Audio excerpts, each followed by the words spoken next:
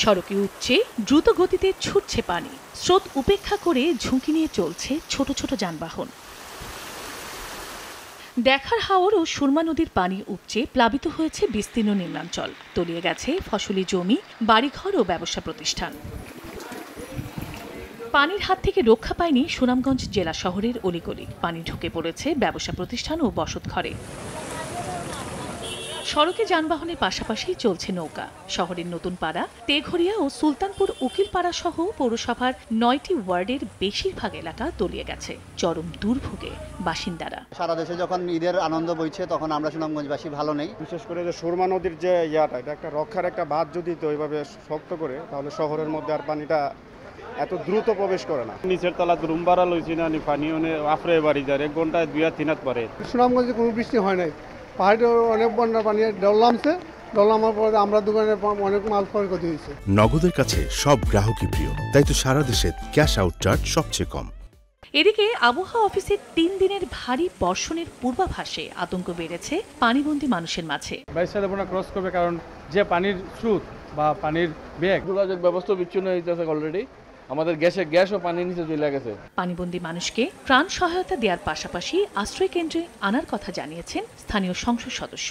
আশ্রয় শিবিরে যাতে তারা সেটেল করতে পারে, প্রাথমিকভাবে এটা, তারপরে শুকনো খাবার দেওয়া, তাদেরকে পরে রান্না করা খাবার দেওয়া। এখনও যারা আশ্রয় কেন্দ্রে পৌঁছতে পারেন নাই তাদেরকে পরিবহন দিয়ে শেল্টারে নিয়ে আসা, ঔষধপত্র থেকে শুরু করে খাবার সরবরাহ করার কাজটি আমরা করব। যাতায়াতের জন্য যেখানে যানবাহন চলাচলের কথা সেখানে এখন চলছে নৌকা।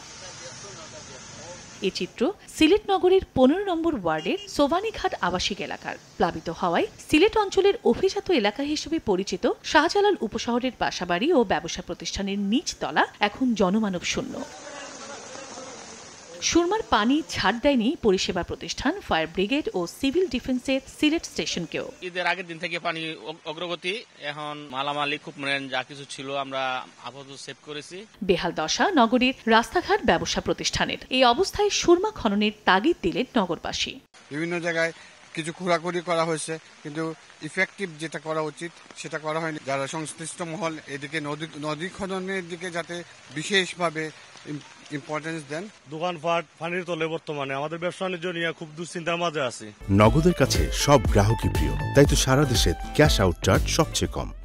এদিকে সিলেট বিভাগের আরেক জেলা হবিগঞ্জ শহরের প্রধান সড়ক বৃষ্টির পানিতে তলিয়ে গেছে। বাসাবাড়ি, দোকানসহ সরকারি প্রতিষ্ঠান, সদর মডেল থানা, পুলিশ সুপারের বাসভবন, সার্কিট হাউস, পানি উন্নয়ন বোর্ড ও পিটিআই প্রশিক্ষণ কেন্দ্রে জলাবদ্ধতার সৃষ্টি হয়েছে। চন্দ্রা বিশ্বাস, ববি, সময় সংবাদ।